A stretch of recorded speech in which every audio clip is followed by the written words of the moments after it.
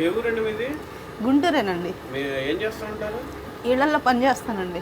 మీ వారు లేరా? లేరండి, చనిపోయారు. ఎలా?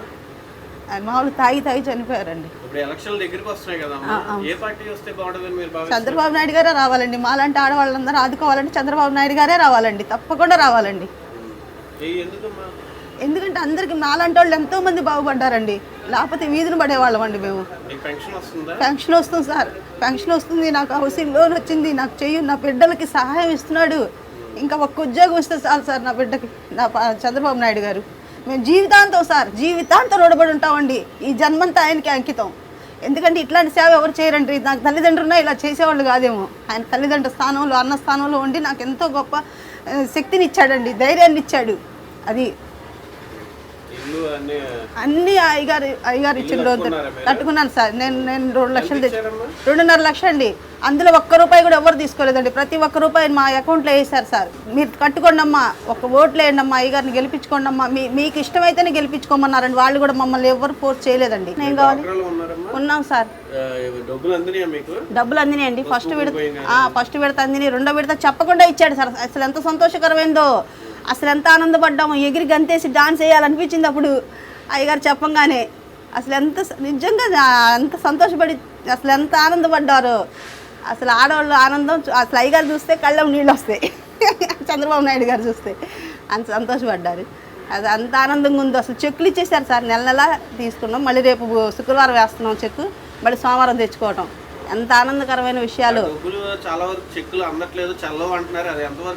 లేదు సార్, చెక్కు తెచ్చుకున్నాం, డ్రా చేసుకున్నాం, తెచ్చుకున్నాం, ఎవరి వాళ్ళు తీసుకున్నాం. మళ్ళీ 2వ చెక్కుకి రెడీ అవుతుంటే ఇంకా చల్లదేంటి సార్. డబ్బులు కూడా తెచ్చుకుని ఎవరి డబ్బులు వాళ్ళు తీసుకున్నాం. ఇంకా చల్లలు అని చెప్పిన వాళ్ళకి చూపిస్తాం మేము. డబ్బులు తీసుకొచ్చి బ్యాంక్ అడిగి రమ్మనండి, ఎవరి డబ్బులు వాళ్ళు ఎలా పడ్డాయి ఏంది మేము చూపిస్తాం. తీసుకెళ్ళి చెప్పిన వాళ్ళకి మాకు చూపిస్తే చాలు, ఆడవాళ్ళకి పట్టిస్తే చాలు సార్. నిజంగా లబ్ధి పొందిన వాళ్ళందరూ ఆడవాళ్ళు, మహిళలు ఎంత సంతోషంగా ఉన్నారో. అసలు వాళ్ళ సంతోషం వాళ్ళ మొహాల్లో చూడమనండి, మాటలో చెప్పలేరు. అన్నీ అందినాయి సార్, ప్రతి ఒక్కటి. లేకపోయినా కూడా 26 వార్డు గురించి వరకు చెప్పగలను సార్. ఎట్లా అంటే నేను ఈ వార్డులో తిరుగుతాను, ఇక్కడే పనులు చేసుకుంటూ ఉంటాం కాబట్టి, చిన్న చిత్తగా పనులు చేస్తుంటాం కాబట్టి 26 వార్డులో అందరికీ 100కి 100 మహిళలకి న్యాయం జరిగింది sir. Ward president correct sir మాకు, అందువల్ల అన్ని కరెక్ట్ జరిగినాయి. మరి పవన్ కళ్యాణ్ సంగతి ఏంటమ్మా? పవన్ కళ్యాణ్ కూడా ఇప్పుడు కొత్త పార్టీ పెట్టాడు, ఎన్నికల్లో పోటీ చేస్తానంటున్నాడు. మరి ఆయనకి ఎందుకు ఏ రోడ్డు? ఆయన చేస్తున్నాడు, మన డబ్బులు పెట్టుబడి పెట్టి ఆయన పార్టీ పెట్టుకున్నాడంట. ఇప్పుడు రేపు పొద్దున గెలిచాక మనమే డబ్బులు పెట్టాలేమో ఆయన పార్టీకి. మరి మనకేం తెలుస్తారు? ఆయన అదే చెబుతున్నాడు, నా దగ్గర డబ్బులు లేవు, మీరే పెట్టుబడి పెట్టుకొని రండి నా దగ్గరికి అంటున్నాడు. నేను వార్తల్లో వింటున్నాం సార్, ఎవరో చెప్పింది కాదు, వార్తల్లో ఆయన మాటలు వింటమే. రేపొద్దున మేము వచ్చినప్పుడు మేమే పెట్టుబడి పెట్టి ఆయనకు 1 లక్ష రూపాయలు పంపించాల్సి వచ్చింది మరి వస్తే, పొదుపులోడు డబ్బులు తీసి. లేదు సార్, యూత్ అందరూ ఆలోచిస్తున్నారు సార్. ఇప్పుడు ఎలా యూత్ అందరికీ సహాయం ఇస్తున్నాడు. ఫస్ట్లో ఏంటంటే సినిమా మోజు ఉంటుంది కదా సార్, తర్వాత చూస్తున్నారు, మనకు జరిగిన లబ్ధులు చూస్తున్నారు, మన ఇంట్లో పేరెంట్స్ జరిగే న్యాయం చూస్తున్నారు, మనం చెప్పే న్యాయం చూస్తున్నారు సార్. మనం చెప్తే వినరు పిల్లలు కూడా.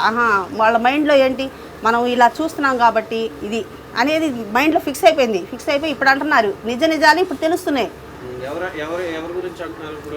చంద్రబాబు నాయుడు గారు వస్తేనే మళ్ళీ రేపొద్దున అమరావతి మొత్తం అయింది, మాకు ఉద్యోగాలు వస్తాయని వాళ్ళకి అర్థమైపోయింది. చదువుకొని ఉన్న పిల్లలు కదా సార్, మనం ప్రత్యేకించి వాళ్ళకి కూర్చోబెట్టి చెప్పాల్సిన అవసరం లేదు. వార్తలు ప్రతిరోజు వింటాము, దానిలో మంచి చెడు తెలుస్తుంది. ఇప్పుడు మీరు అబద్ధం చెబుతున్నారు, నిజం చెబుతున్నారు తెలిసిపోయింది కదా మా లాంటి వాళ్ళకి.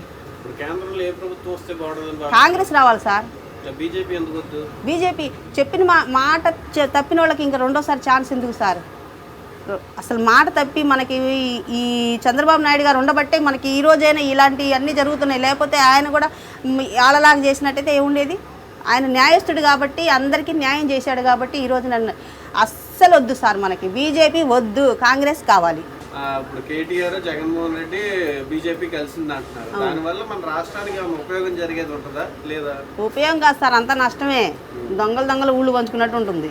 వాళ్ళందరూ ఒకటే, అందరు దొంగలే. ఆయన దొంగలు ఏమంటారు, మనం తప్పు చేసామంటారు, వాళ్ళు పక్కన వాళ్ళు దొంగలు అంటారు, ఇట్లాంటి మంచి వాళ్ళని దొంగలు అంటుంటారు. అమరావతి పోలవరం ఎంతవరకు అవుతుంది? వెళ్ళొచ్చాను సార్, చూసొచ్చాను, కావాలని చూసొచ్చాను సార్. వీళ్ళందరూ ఎందుకు తిడుతున్నారు, మా చంద్రబాబు నాయుడు గారిని ఎందుకు తిడుతున్నారు, నువ్వేంటంటే చంద్రబాబు నాయుడు గారు పిచ్చిదాని అంటారు. కాదు సార్, ఆయన చేసిన మంచి పనుల వల్ల మేము అలా నిజాలు మాట్లాడుతున్నాం. మేము వెళ్ళి చూసొచ్చాం సార్, బాగానే మంచిగా జరిగింది సార్. 65% అయిపోయింది, చూశాను సార్, నేను చూసాను. అయిపోయింది సార్. ఇస్తాడు సార్, మనకి అసలు ఆయన ఇంకొకసారి వస్తే ఇంకా మనం అసలు అందరికన్నా హైలో ఉంటాం. నాకు తెలిసి నాలాంటి చదువు తక్కువ దానికే అర్థమైపోయింది. చదువుకున్న వాళ్ళు ఏం చేస్తున్నారు సార్, ఇలా అన్ని ప్రచారం చేయాలిగా నిజాలు, ఏం చేస్తున్నారు నాకు అర్థం కావట్లా. మాలాంటి చదువు తక్కువ ఉన్న వాళ్ళకే అర్థమైపోయింది. ఆ దగ్గరగా వెళ్ళి చూస్తే స్టూడెంట్స్ ఉన్నారు, చూడండి, నిజాలు గ్రహించండి, చెప్పండి జనాలకి, చెప్తే మనకు నిజాలు తెలుస్తాయి, దానివల్ల ఉపయోగాలు పడతాయి, మీరే ఉద్యోగాలు వస్తాయి. మాకేముందయ్యా, ఇవాళ పనులు చేసుకునే వాళ్ళం, అట్లాగే పనులు చేసుకుంటూనే ఉంటాం, మాకేం ఉద్యోగాలు రావు కదా. నిజాలు తెలుసుకోండి, 10 మందికి చెప్పండి. నేను చూసి వచ్చాను, నేనే సాక్ష్యం చెబుతున్నానయ్యా, నేను నా మాట అస్సలు తప్పకుండా అండి, మా చంద్రబాబు నాయుడు గారికే. ఇంకెంతకన్నా మాకు ఎవరి సేవలు వద్దండి, చాలు, మాకు ఈ సేవలు చాలు, ఈ జన్మకు చాలు. ఇంకా వార్తావాణి న్యూస్ ఛానల్ ఎప్పటికప్పుడు రాజకీయ, సినీ విశేషాలు, స్పోర్ట్స్ మరియు సాంకేతిక పరమైన మరెన్నో విషయాలను మన ముందుకు తెస్తుంది. మరింత సమాచారం కొరకు వార్తావాణి న్యూస్ ఛానల్ ని సబ్స్క్రైబ్ చేయండి.